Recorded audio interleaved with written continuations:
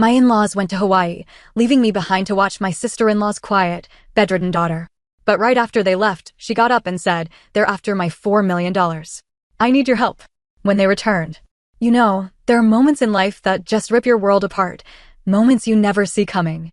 For me, it was when I was 29, and I stumbled headfirst into a family conspiracy so dark, it changed everything I thought I knew. It started innocently enough, with my in-laws jetting off to Hawaii, leaving me with their supposedly mute, bedridden 8-year-old niece, Lily. They called her special needs, silent and immobile since birth, needing constant care. Little did I know, the second their car pulled out of the driveway, my entire reality was about to shatter. As an elementary school teacher, education was my passion. My classroom was my sanctuary, a place where I felt in control and respected. That feeling evaporated whenever I stepped into my husband Michael's family home. We'd been married for 3 years, and while Michael was kind, smart, and loving, he had one major flaw: he avoided conflict, especially with his family. And believe me, his family was a whole other story. The Montgomerys were old money, the kind that came with an unspoken sense of superiority. My father-in-law, Robert, was a domineering businessman, ruling his family with the same iron fist he used in boardrooms. He was tall, imposing, always in tailored suits, and he could make you feel utterly insignificant with just a glance. Eleanor, my mother-in-law, was his perfect counterpart, cold, calculating, and obsessed with appearances. Her perfectly coiffed blonde hair never moved, much like her frozen facial expressions. She'd mastered the art of delivering cutting remarks disguised as compliments, like, "Jessica, dear, that outfit is so brave of you." I could never pull off something so casual at a formal dinner. Then there was Amanda, Michael's older sister and Lily's mother. At 35, she'd never held a real job, living off her trust fund. She'd had Lily in her 20s with a man who conveniently vanished before the birth. Amanda was beautiful, entitled, and completely irresponsible. She treated Lily more like an accessory than a child. James, Michael's older brother, was a successful corporate lawyer who worshipped their father. He rarely spoke to me directly, as if acknowledging my existence might diminish his standing. And then there was Michael, the youngest, caught between seeking his family's approval and maintaining peace with me. More often than not, I felt like I was losing the tug-of-war for his loyalty. From the moment I married into the Montgomery family, I was an outsider. My middle-class background and public school teaching career were met with thinly veiled disdain. Nothing I did was ever good enough. My cooking was quaint, my home decorating simple, and my career noble but impractical. Every family gathering was an exercise in restraint, as I bit my tongue for Michael's sake. And then there was Lily, Amanda's daughter. The family claimed Lily had a severe neurological disorder, leaving her unable to speak or move independently.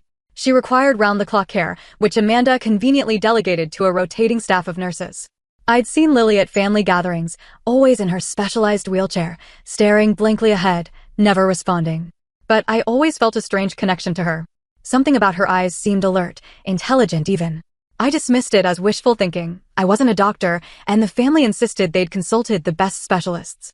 The whole situation with Lily being left in my care started with a phone call from Eleanor 3 days before their trip. It wasn't a request, it was an order. "Jessica, darling, we need you to watch Lily while we're away." "What about her regular nurses?"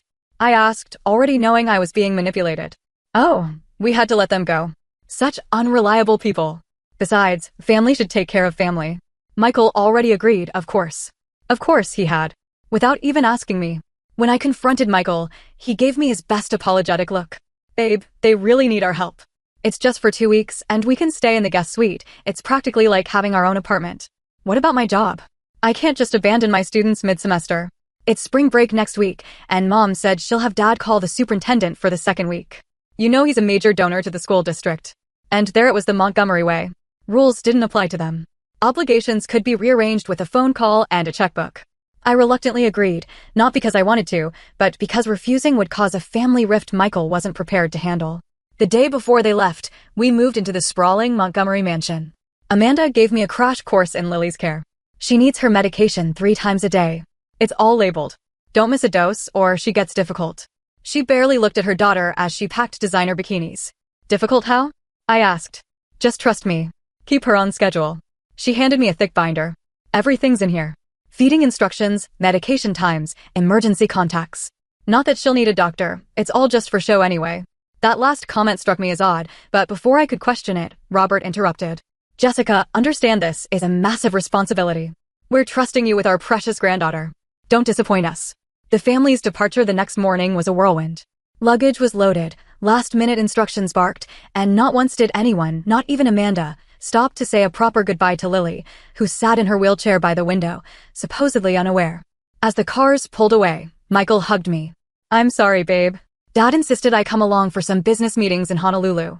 You'll be okay, right?" I nodded, feeling abandoned and resentful as I watched my husband leave, leaving me alone with a child I barely knew how to care for. Standing in the cavernous foyer, I looked at Lily's blank expression and sighed. Well, I guess it's just you and me now. Little did I know how quickly that statement would take on a whole new meaning. After everyone left, I wheeled Lily into the enormous living room and positioned her in front of the television, playing a children's program as the care instructions suggested. I spoke to her gently, explaining what I was doing, though I didn't expect a response. "I'm going to make us some dinner, Lily. I'll be right in the kitchen if you need anything." I felt silly talking to her as if she could understand, but it felt wrong to treat her like a piece of furniture. The detailed care binder indicated it was almost time for her evening medication, so I headed to the kitchen to prepare her prescribed liquid diet and the array of pills she supposedly needed. The Montgomery kitchen was a chef's dream: stainless steel, marble countertops, high-end appliances that had probably rarely been used since they employed a full-time cook who was also conveniently on vacation. I busied myself preparing a simple pasta dish for myself and Lily's special nutritional shake. As I stirred the pasta sauce, I couldn't shake the feeling that I was being watched. A prickling sensation ran up my spine and I turned around, expecting to see one of the household staff I hadn't been introduced to. What I saw instead nearly made me drop the wooden spoon. Lily was standing in the doorway, not in her wheelchair. Standing on her own 2 feet. Her posture was slightly unsteady, but she was upright, her hand braced against the door frame. "Lily?" I whispered, unable to believe what I was seeing. Then she spoke, her voice soft but clear, with the slight lisp of a normal 8-year-old. "They want my $4 million. Please help me." The room seemed to spin. I gripped the counter to steady myself, certain I was hallucinating. The supposedly mute, paralyzed child had just walked into the kitchen and spoken a perfectly coherent sentence. "Lily?" I repeated, my voice barely audible. "You can talk and walk?" She nodded, her eyes, those intelligent eyes I had noticed before, now filled with fear and hope. "Please don't tell them I talked to you. They'll hurt me again." I abandoned the stove and slowly approached her, kneeling to her level, but keeping some distance to avoid frightening her. "Lily, I don't understand.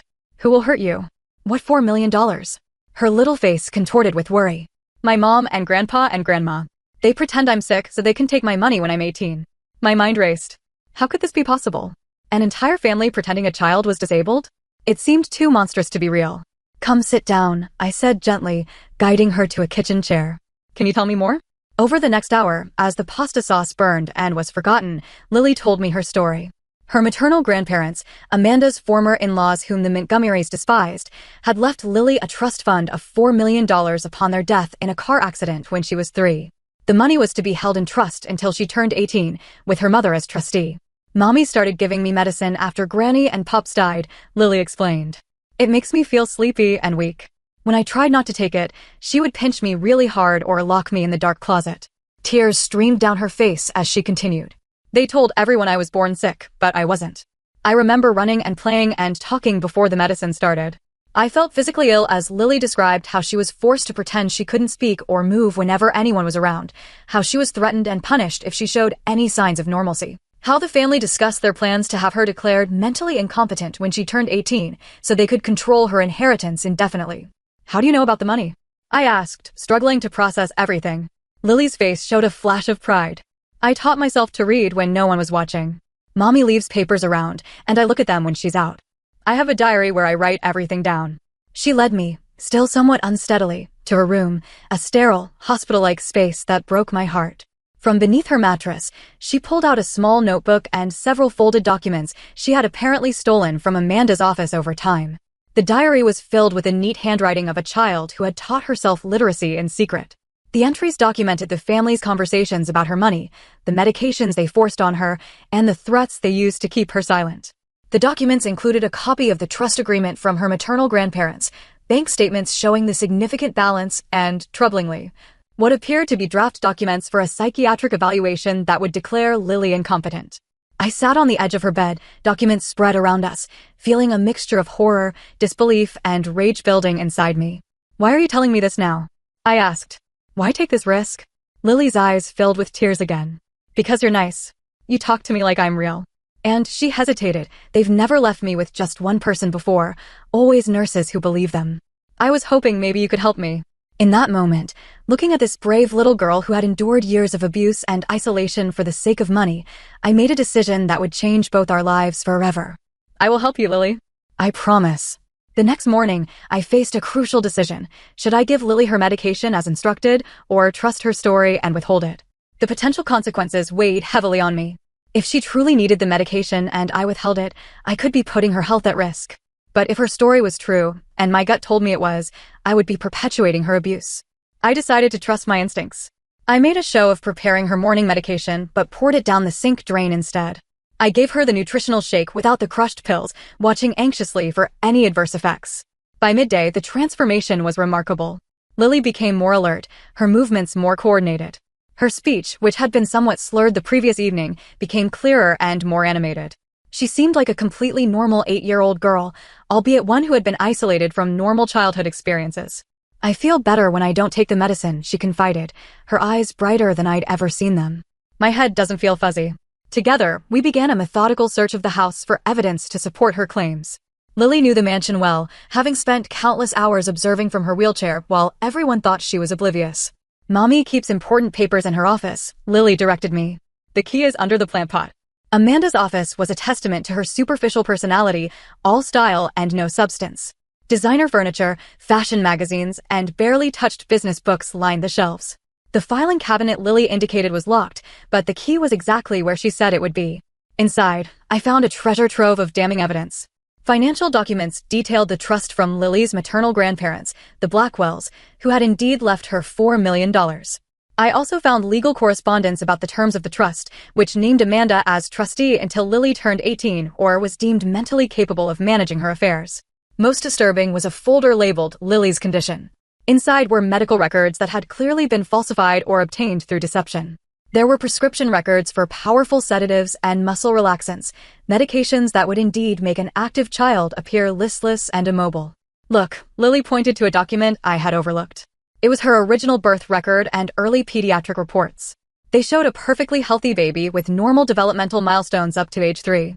Then, suddenly, the reports changed dramatically, documenting a rapid regression that coincided exactly with the death of her maternal grandparents. My blood ran cold when Lily led me to her bedroom and pointed to nearly invisible small devices in the upper corners. They watch me sometimes, she whispered, to make sure I'm being good. I recognized them immediately as surveillance cameras. The family monitored this child like a prisoner. As we continued our investigation, Lily shared the horrifying details of her daily reality, how Amanda would pinch her or twist her arm when no one was looking if Lily showed any signs of awareness or responsiveness, how Robert would enter her room late at night to check on her and remind her in graphic terms what would happen if she ever revealed their secret, how Eleanor would parade her at charity events as the family's special burden to generate sympathy and donations, which I now suspected went nowhere near charitable causes. Grandma Eleanor says I'm useful for making people feel sorry for them, Lily said with a wisdom beyond her years. She says it's the only way I can contribute to the family. My phone rang, interrupting our investigation. It was Eleanor, checking in as promised. I put on my most pleasant voice, assuring her everything was fine while Lily sat silently beside me, her eyes wide with fear. Remember, Jessica, consistency is key with Lily's care, Eleanor reminded me. Any deviation from her routine could be problematic. Of course, I replied, my free hand clenching into a fist. Everything's going exactly according to schedule. After the call ended, we continued our search on Amanda's computer, which Lily knew the password to. It's always her birthday, she explained. We found emails between family members discussing the trust fund, complaints about the burden of maintaining Lily's supposed condition, and most damning of all, plans for having her declared legally incompetent when she turned 18. One email from Robert to Amanda made my stomach turn. The amendments to the trust are proceeding. Judge Wilson owes me a favor. Once the paperwork is finalized, even if the girl somehow manages to convince someone of her competence, the money remains under family control. Maintain the current protocols until then. We also found legal documents showing recent amendments to the trust that hadn't been approved by the court yet. These amendments would give Amanda continued control over the funds, even if Lily were somehow determined to be competent. In Amanda's bedroom, behind an expensive painting, we discovered a wall safe. Lily didn't know the combination, but I had a hunch. I tried Amanda's birthday, nothing. Then I tried Lily's birth date, and the safe swung open. Inside were more financial documents, jewelry, and a USB drive. When we plugged the drive into Amanda's computer, we found medical records showing that Lily had been completely healthy at birth. There were also videos of Lily as a toddler running, laughing, and talking, concrete evidence that she had developed normally before her grandparents' death. By evening, I had compiled overwhelming evidence of the Montgomery family's elaborate scheme. But I was still missing one crucial piece of information. Why go to such extreme lengths? $4 million was certainly a lot of money, but the Montgomerys were already wealthy. There had to be more to the story. The answer came when Lily showed me a hidden compartment in her wheelchair, where she had stashed various papers she'd collected over the years. Among them was a letter from her maternal grandfather to Lily, to be given to her on her 18th birthday. It had been mistakenly included in some papers Amanda had received after their death. The letter revealed that the $4 million was just the beginning. The Blackwells had been successful oil investors who had sold their company for a fortune. The bulk of their estate, nearly $50 million, was held in a separate trust that would transfer to Lily when she turned 25, but only if she was deemed mentally competent and had control of the initial trust. The Montgomerys hadn't just been after $4 million. They were playing a long game for a fortune more than 10 times that amount. As I tucked Lily into bed that night in a guest room far from the surveillance cameras, I felt a fierce determination taking root inside me. This brave little girl had endured years of abuse and isolation, and I was now her only hope for freedom. "We're going to fix this, Lily," I promised, smoothing her hair. "You're not alone anymore." The next morning, Lily and I sat at the kitchen table, away from any potential surveillance cameras, planning our next steps. I needed to understand exactly what she wanted. "If you could have anything, Lily, what would it be?" I asked gently. Her answer was immediate and heartbreaking in its simplicity. "I want to go to real school. I want friends. I want to not be afraid all the time." She paused, her small fingers tracing patterns on the table. "And I want my mom to love me for real, not just pretend in front of people." The sincerity in her voice nearly broke me. Despite everything her family had done to her, she still longed for their genuine affection. It was a painful reminder that she was, after all, just a child who wanted what every child deserves: love and security. I knew we needed professional help. After ensuring Lily was comfortably settled with a book, she was a voracious reader, despite having taught herself. I stepped onto the patio to make a private phone call to my best friend, Lauren Bishop. Lauren was a family lawyer specializing in child advocacy. We had been friends since college, and she was one of the few people I trusted implicitly. I explained the situation as concisely as possible, aware that I was making extraordinary claims. "Jesus, Jess," Lauren breathed after I finished. I don't even have words. If what you're saying is true, this is one of the most horrific cases of child abuse and financial exploitation I've ever heard." "It's true, Lauren. I've seen the evidence. This little girl has been imprisoned in her own body for 5 years so her family can steal her inheritance. You need to document everything," Lauren advised. "Photos, copies of documents, recordings if possible.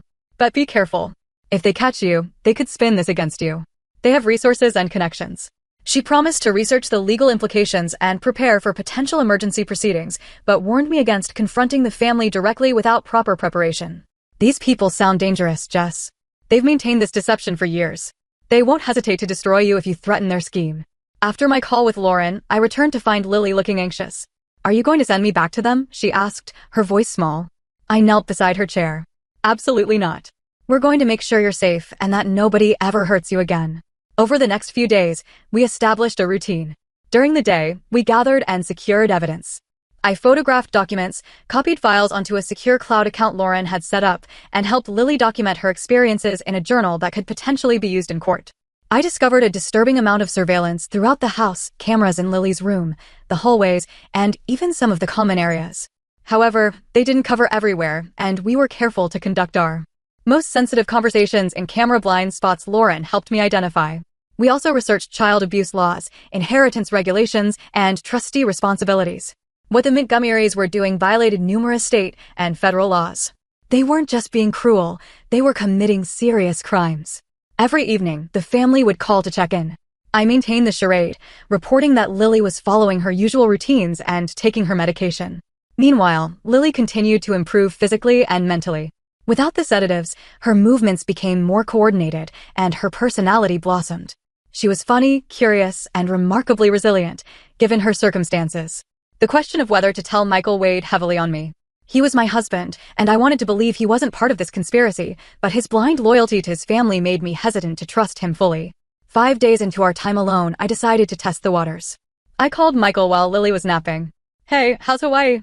I asked, keeping my tone light. Amazing. Dad's meeting's finished early, so we've been hitting the beach. How are things with Lily? I took a deep breath. Actually, I've noticed some strange things. Her medical regimen seems extreme, and I found some documents about her trust fund that seem concerning. There was a pause before Michael responded, his voice noticeably cooler. Jess, you know nothing about Lily's condition. The medication is necessary, and her financial arrangements are none of your business. But Michael, don't you think, look, Amanda knows what's best for her daughter. Just follow the instructions and stop snooping through family papers. That's totally inappropriate. His dismissive response confirmed my worst fears. Whether Michael was actively complicit or willfully ignorant, he couldn't be trusted to help Lily. You're right, I lied. I'm sorry. I'm just trying to do my best here. After hanging up, I sat in silence, my resolve hardening. I was on my own in this. Me and an 8-year-old girl against a powerful, wealthy family willing to destroy a child's life for money. During our week together, I also focused on helping Lily experience normal childhood activities that had been denied to her. We baked cookies, played board games, and watched movies appropriate for her age, rather than the baby programs her family forced on her. I taught her simple card games and was amazed at how quickly she learned. No one's ever played with me before, she admitted during a game of Go Fish. They just put me in front of the TV. I also worked with Lily on basic self-advocacy skills and prepared her for possible interviews with authorities. We practiced how she might answer questions about her treatment and the deception she had been forced to participate in. Remember, you've done nothing wrong, I emphasized. The adults who were supposed to protect you failed. None of this is your fault. Lauren provided guidance on preparing for the family's return. We secured copies of all evidence in multiple locations, including with Lauren herself. We developed a code phrase Lily could use if she felt unsafe, and I programmed emergency numbers into a small phone I purchased and hid in her room. The night before the family was scheduled to return, Lily and I finalized our preparations. The evidence was overwhelming. Medical records showing a healthy child until age 3, falsified subsequent records, financial documents revealing the trust manipulation, emails discussing the deception, and Lily's own testimony. As we sat in the kitchen eating ice cream, another simple pleasure Lily had been denied, she looked up at me with serious eyes. What if they don't believe us? What if they make me go back to pretending? I reached across the table and squeezed her hand. That's not going to happen. Too many people know the truth now. You're not alone anymore.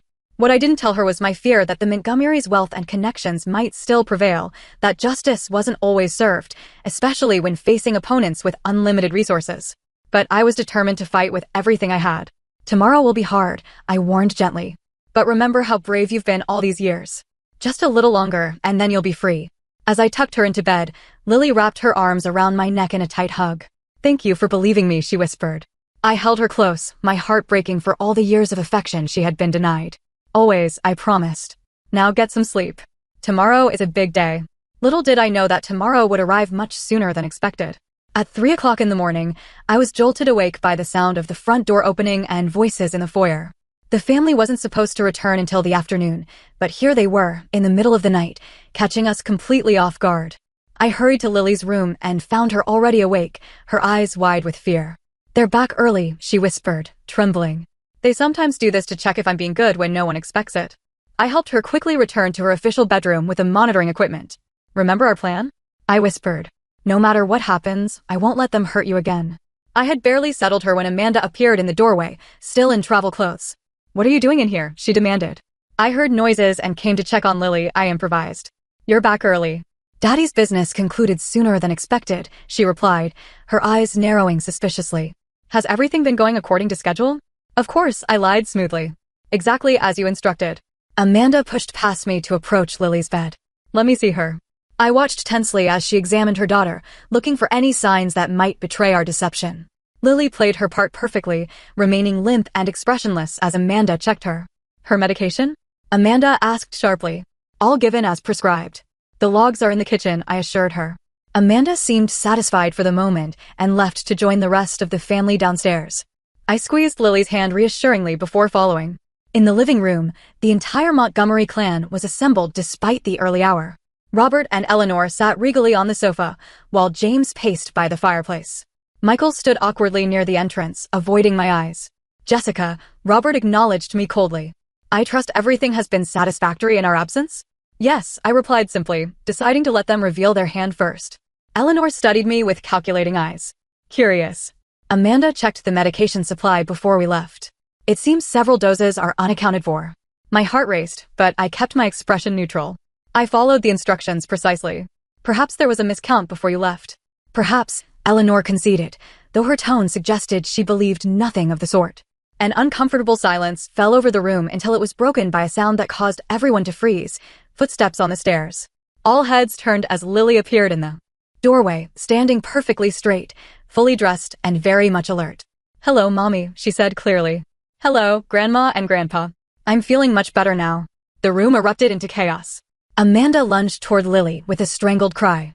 James cursed loudly, and Eleanor pressed a hand to her chest in theatrical shock. Robert's face turned an alarming shade of red as he rounded on me. "What have you done?" he thundered.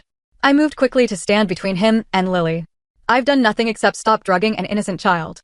Amanda grabbed Lily's arm roughly. "She needs her medication right now. She's having some kind of episode." "No," Lily cried, pulling away with a strength that surprised everyone. "I won't take it anymore. I know what you're doing. I know about my money." The room fell silent again, this stunned hush even more profound than the first. "Jessica," Amanda said with forced calm, "my daughter is severely disabled and delusional. She needs immediate medical attention." "She's neither disabled nor delusional," I countered. "She's been pretending for years because you threatened and abused her." "I know everything, Amanda, about the trust fund, about the medications, about the surveillance. All of it." Robert stepped forward, his imposing frame towering over me. "You have no idea what you're talking about. This is a family matter that you have grossly misinterpreted." "I've misinterpreted nothing," I replied, standing my ground. "I've seen the documents, the emails, the videos of Lily as a healthy toddler before her grandparents died and left her millions." Eleanor attempted a different approach, her voice honey-sweet. "Jessica, dear, you've been under tremendous stress caring for a special needs child. It's understandable that you might be confused.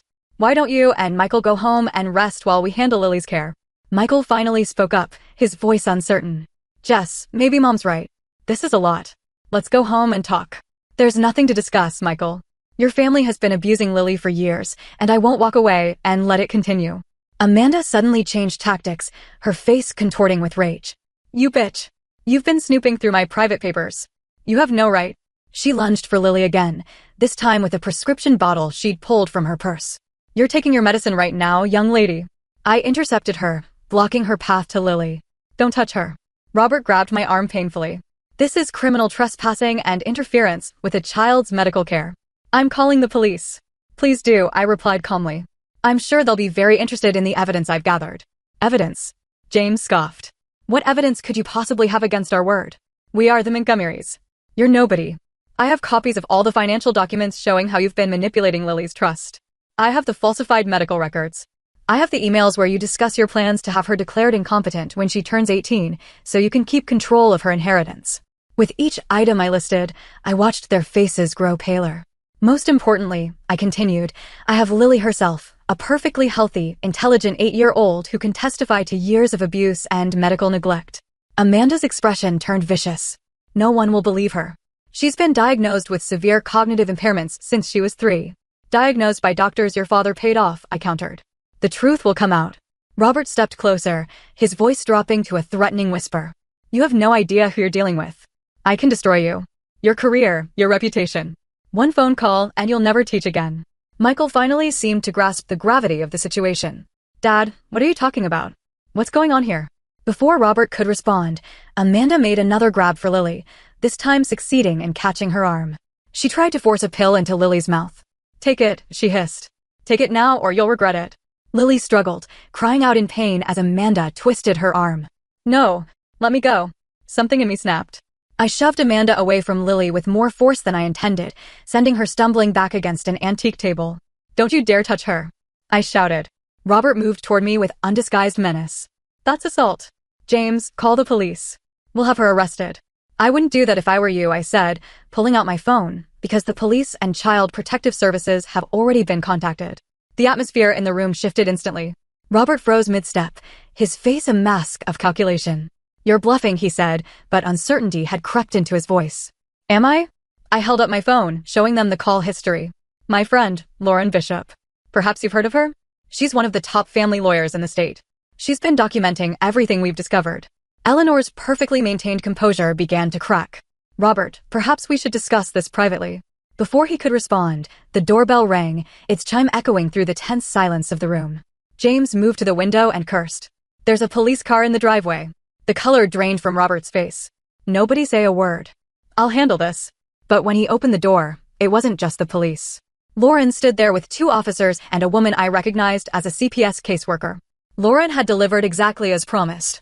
Mr. Montgomery, Lauren greeted him professionally. I'm Lauren Bishop, attorney at law.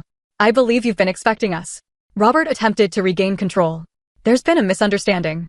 My daughter-in-law has been interfering with my granddaughter's medical care. The child is severely disabled and needs immediate attention. Lauren remained unfazed. That's not what the evidence suggests, Mr. Montgomery. We have reason to believe Lily Montgomery has been subjected to long-term medical abuse and financial exploitation. The officers requested to speak with Lily, and despite Robert's objections, they insisted. As the situation unfolded, I watched Michael closely. His face cycled through confusion, disbelief, and then dawning horror as he began to piece together the truth. Our eyes met across the room, and I silently pleaded with him to choose the right side, to choose Lily. The critical moment came when Amanda, seeing her scheme unraveling, made one last desperate attempt. Lily has severe developmental issues, she insisted to the CPS worker. She hallucinates and makes up stories. She needs her medication immediately. The caseworker asked to see the medication, and Amanda handed over the bottle. The worker read the label carefully. This is a powerful sedative, Miss Montgomery. Not typically prescribed for children except in extreme cases. She is an extreme case. Amanda snapped. Then you won't mind if we have her evaluated by an independent physician, the caseworker replied calmly. Amanda's composure cracked. You can't take her. She's my daughter. A daughter you've been drugging and abusing for 5 years. I interjected. You shut up. Amanda screamed, lunging at me. One of the officers stepped between us, restraining her. In that moment of chaos, Michael moved to my side, finally breaking his paralysis. He looked at Lily, who was trembling but standing tall. Lily, he said gently, kneeling to her level. Can you tell me the truth? Has my family been hurting you? Lily looked at him with weary eyes, then at me. I nodded encouragingly. They make me take medicine that makes me sick, she said clearly. They tell me if I talk or move when people are around, they'll send me away forever. They want my money from my other grandparents. Michael's face crumpled. He turned to his family, who were all watching him with a mixture of rage and calculation. Is this true? He demanded. Have you been abusing this child for money? Robert attempted damage control. Son, you're being manipulated. Your wife has filled your head with lies, no more lies, Michael replied firmly. I want the truth. Eleanor tried next. Michael, darling, you know Lily's condition. We've all sacrificed so much to care for her, then you won't mind proving her condition with independent doctors, Michael countered. The standoff might have continued, but Lauren stepped forward with a folder. I have copies of all the evidence Jessica has gathered, financial records, emails, medical documentation, enough to launch a criminal investigation. She turned to Amanda. Including your emails discussing how to have Lily declared incompetent when she turns 18 to maintain control of her trust. Amanda's face drained of color. Those were private. They're evidence of conspiracy and child abuse, Lauren corrected. Robert, ever the businessman, quickly assessed the situation and changed tactics. He lowered his voice and addressed the officers. Perhaps we can discuss this matter privately? I'm sure we can come to an arrangement that benefits everyone. The implication was clear. He was offering a bribe. The lead officer's expression hardened. Mr. Montgomery, are you attempting to interfere with a police investigation? Robert backpedaled immediately. Of course not. I'm simply suggesting that this family matter could be resolved without unnecessary publicity. Child abuse is not a family matter, the officer replied coldly. It's a criminal offense. What happened next shocked everyone. Amanda, seeing no way out, broke down completely. It was Daddy's idea, she cried, pointing at Robert. He said Lily's inheritance could solve all our problems. The company was failing. We needed the capital. He said no one would question it if Lily had special needs. Amanda, shut up. Robert bellowed, but it was too late. He arranged everything. The doctors, the medications. I just did what he told me, she continued, tears streaming down her face. He said it was only temporary, just until we stabilized the business. But then it went on, and I didn't know how to stop it. The officers exchanged glances. Amanda had just confessed to child abuse and fraud in front of multiple witnesses. Eleanor, ever conscious of appearances, attempted damage control. This is all a terrible misunderstanding. We only wanted what was best for Lily. By drugging her into submission and stealing her inheritance? I couldn't help interjecting. The next few hours passed in a blur. Lily was taken to the hospital for evaluation, accompanied by the CPS worker and, at my insistence, myself. Michael came with us, shell-shocked but determined to make things right. Robert and Amanda were taken to the police station for questioning, while Eleanor and James were instructed not to leave town as the investigation proceeded. The family's carefully constructed facade had crumbled in a single night. At the hospital, doctors confirmed what we already knew. Lily was physically and neurologically normal for her age, though some areas were delayed due to isolation and medication. There were no signs of any congenital disorder or disability. As Lily underwent various tests, Michael and I sat in the waiting room, the weight of the night's revelations hanging between us. "I had no idea," he said finally, his voice hollow. "I swear, Jess, I didn't know what they were doing." "You didn't want to know," I corrected gently. "There were signs, Michael. You chose not to see them." He nodded, accepting the truth of my words. "What happens now?" "Now, we make sure Lily is safe and gets justice. Everything else is secondary." Michael reached for my hand, and after a moment's hesitation, I let him take it. We had a long road ahead of us, but at least we were finally on the same side. Later that night, as Lily slept in her hospital bed, monitored by nurses who knew the truth, Lauren updated us on the legal situation. Amanda's confession complicates things for Robert. He's already trying to claim she acted alone, but the evidence suggests otherwise. They're both facing serious charges: child abuse, fraud, financial exploitation of a minor. Eleanor and James might be implicated as well, depending on how much they knew. "And Lily?" I asked, the only question that really mattered. "The court will appoint a guardian ad litem to represent her interests. Given the circumstances, they'll want to place her with family, but obviously not with Amanda or the elder Montgomerys." Michael and I exchanged glances. "We could take her," he said quietly, "if she wants that." It wasn't a simple solution. Michael was still processing his family's betrayal, and our marriage had been dealt a serious blow by his initial reaction. But it was a start, a commitment to putting Lily's needs first. "One step at a time," Lauren advised. "The important thing is that she's safe now." "You did that, Jessica. You saved her." As I looked through the doorway at the sleeping child who had shown such incredible courage, I felt a mixture of relief and resolve. The confrontation had been won, but the battle for Lily's future was just beginning. 3 months after that fateful night, I sat in a sunlit courtroom, watching as the judge finalized our temporary guardianship of Lily. The last quarter year had been a whirlwind of legal proceedings, therapy appointments, and adjustments to our new family structure. The Montgomery family had imploded spectacularly. Robert and Amanda had both been charged with multiple felonies, including child abuse, fraud, and financial exploitation. Robert's attempt to buy his way out of trouble had backfired when he tried to bribe a detective, adding witness tampering to his growing list of charges. Amanda, continuing her strategy of self-preservation, had agreed to testify against her father in exchange for a plea deal. She still faced significant jail time, but less than she might have otherwise. In her more lucid moments, she expressed remorse for her treatment of Lily, though it was difficult to determine whether her regret was genuine or calculated. Eleanor had avoided criminal charges due to insufficient evidence of direct involvement, but she had been named in civil suits regarding the mismanagement of Lily's trust. Her reputation in high society, the thing she valued above all else, was in tatters. The charitable organizations she had once chaired quietly asked her to resign. James had managed to distance himself legally from the worst of the scandal, claiming ignorance of the full extent of the scheme, but his career had suffered nonetheless, with his law firm placing him on indefinite leave pending the outcome of Bar Association inquiries. As for Michael and me, we had embarked on intensive marriage counseling.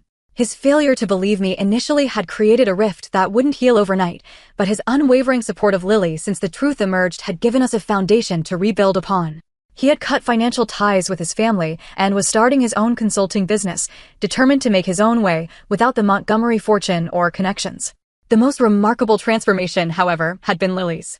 Free from medication and fear, she had blossomed like a flower finally given sunlight and water. Her physical strength had returned quickly, and though she had educational gaps to fill, her intelligence and curiosity made her a quick study. The court had appointed a respected financial manager as the new trustee for Lily's inheritance, with strict oversight provisions. The trust would provide for her education and care while protecting the principal until she came of age. The existence of the larger inheritance waiting at 25 had been confirmed, securing her long-term future.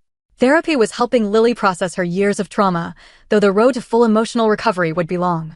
Some nights, she still woke with nightmares, calling out in fear that her mother or grandfather was coming to punish her for speaking. On those nights, I would sit with her, reassuring her that she was safe, that no one would hurt her again.